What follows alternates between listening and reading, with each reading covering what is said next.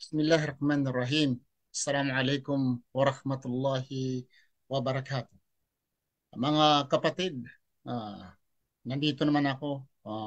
Bumalik naman ako dito para magbigay ng update, sakit at tinik ng mga kalaban, kaaway ng mga Muslim.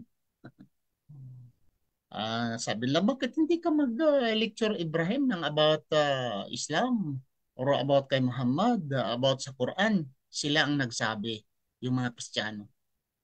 Alam ko naman eh, ilang beses na ako, purely Islamic, Hadith, Quran, Life of Prophet Muhammad sallallahu alaihi wasallam, walang ibang masabi nila kundi negative pa rin.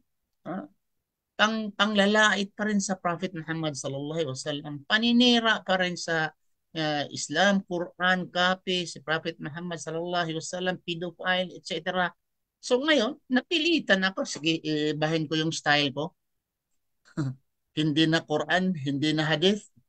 Mas maganda ipaliwanag itong kamangmangan nila at itong kaignorantihan nga nandiyan sa Biblia. Bakit? Dito ang tatalakayin ko ngayon.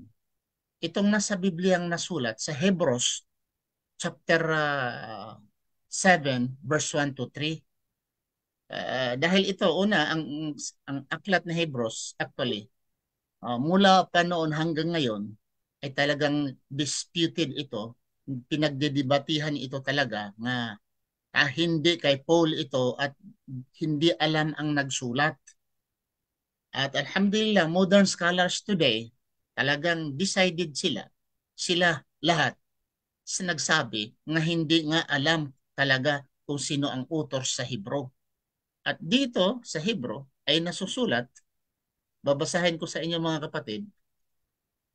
Oh, oh. Dito, basahin ko sa inyo sa Hebrew. Katakataka kasi may tao na sobra pa ni Adan, sobra pa ni Jesus. Di ba si Adan walang nanay, walang tatay? Saan nagmula? Sa putik. Pero masubra pa ito ni Adan.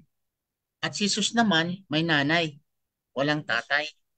So babasahin natin mga kapatid. At yung iba nagsabi dito, mali daw ang aking pag-uunawa. Ito'y Tagalog eh.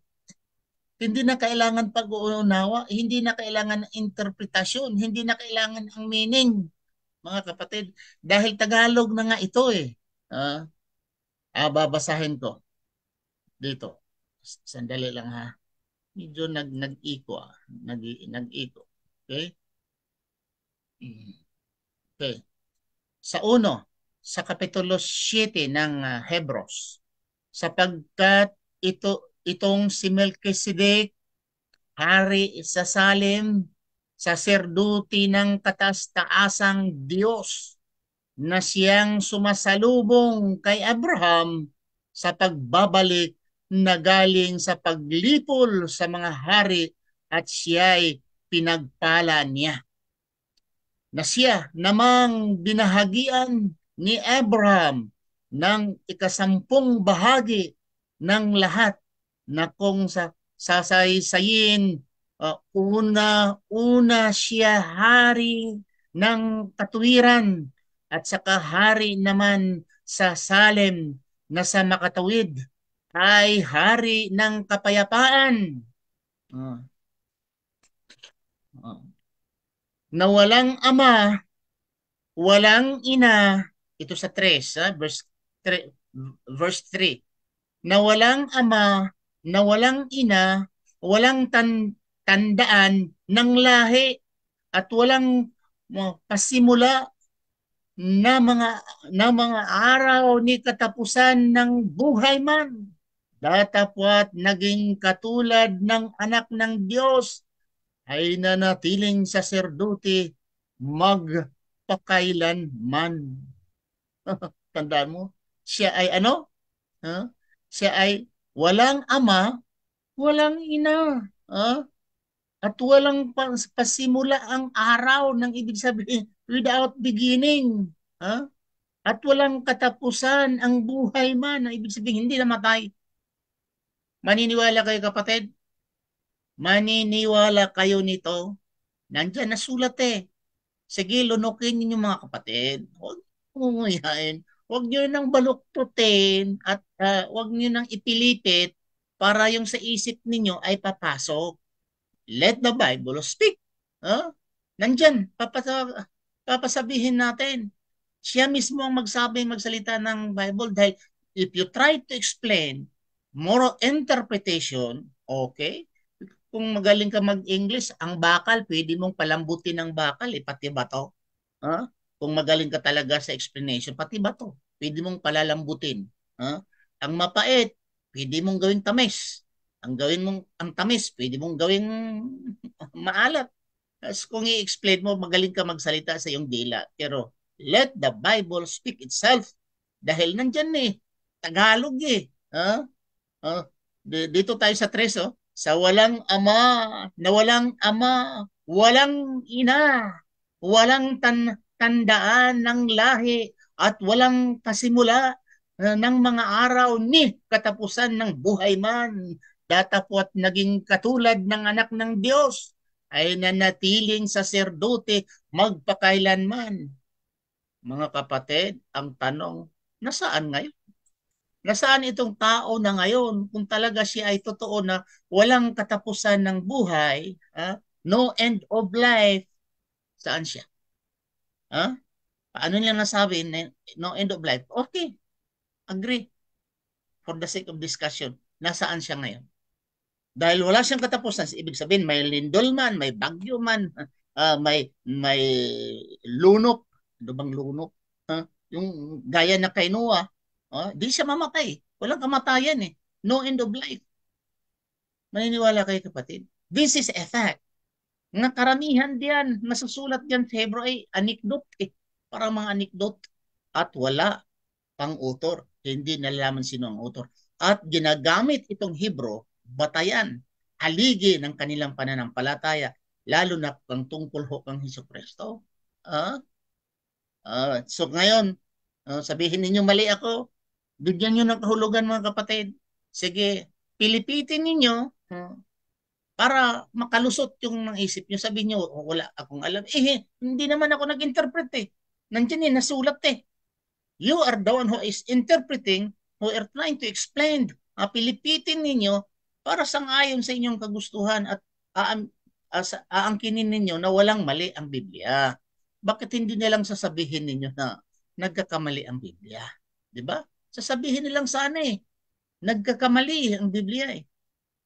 Kasi sabi ng iba ay walang record mabasa kasi, walang mabasang record. Yun ang sinabi na lang nila na walang ama dahil walang mabasang record sa ama.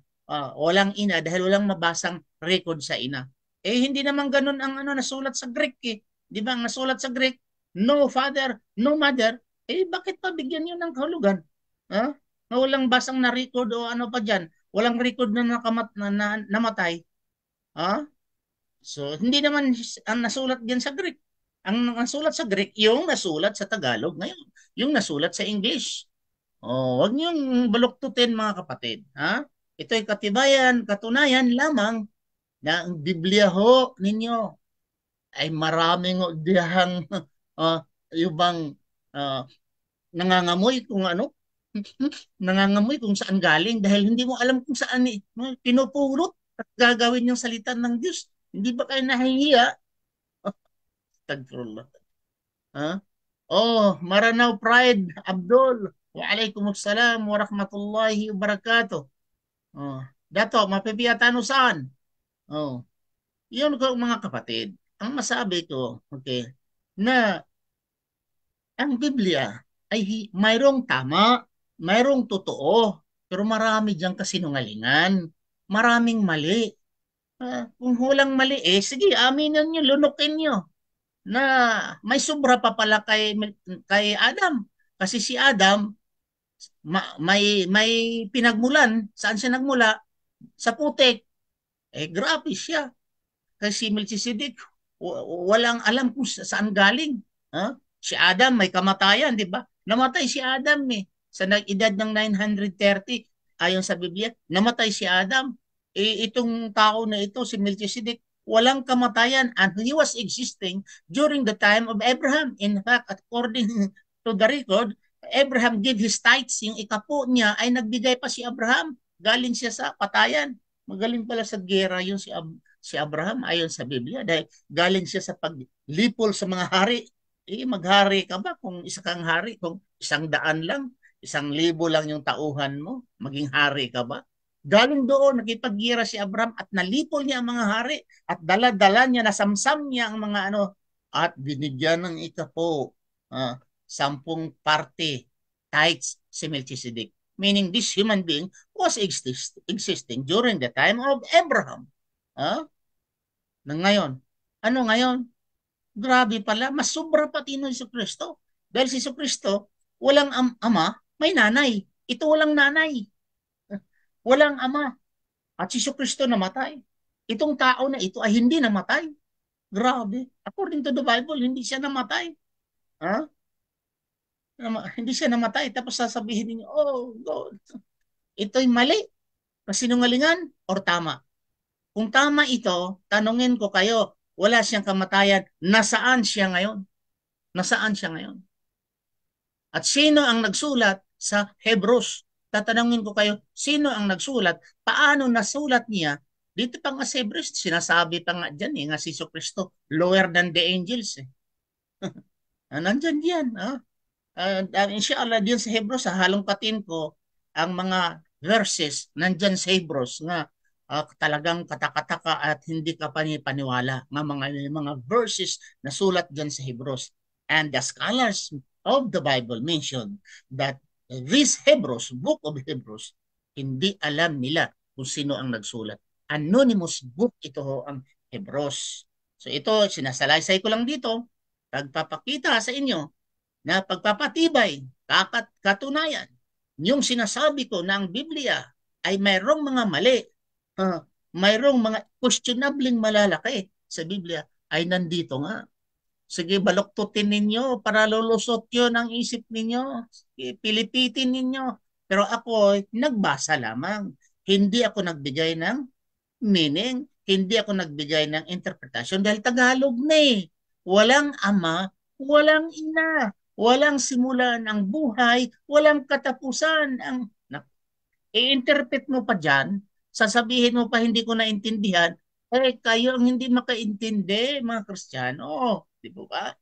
So maraming salamat sa inyo. Shout out again sa iyo, Maranao o Pride Abdul. Oh. So may Allah reward you. Walaikum salam wa rahmatullahi barakatuh. May the peace and blessing of Allah. Please don't forget to share para naman ang iba nating mga katunggali ay talagang mahimasmasan at mahimasmasan sila na ang kanilang aklat ay hindi lahat ay tama. May mga mali, may mga kasinungalingan, kababalaghan na sulat sa loob ng Biblia. Hindi alam kung sino ang nagsulat at paano ka panipaniwala na may tao pala nga sobra pa kay Jesus. May tao pala nga sobra pa kay Adan. Walang simulan, walang nanay, walang tatay, walang katapusan. So maraming salamat. Subhanakallah, Allahumma bihamdika, asyhadu an la ilaha anta, astaghfiruka wa atubu ilaik. Assalamualaikum warahmatullahi wabarakatuh.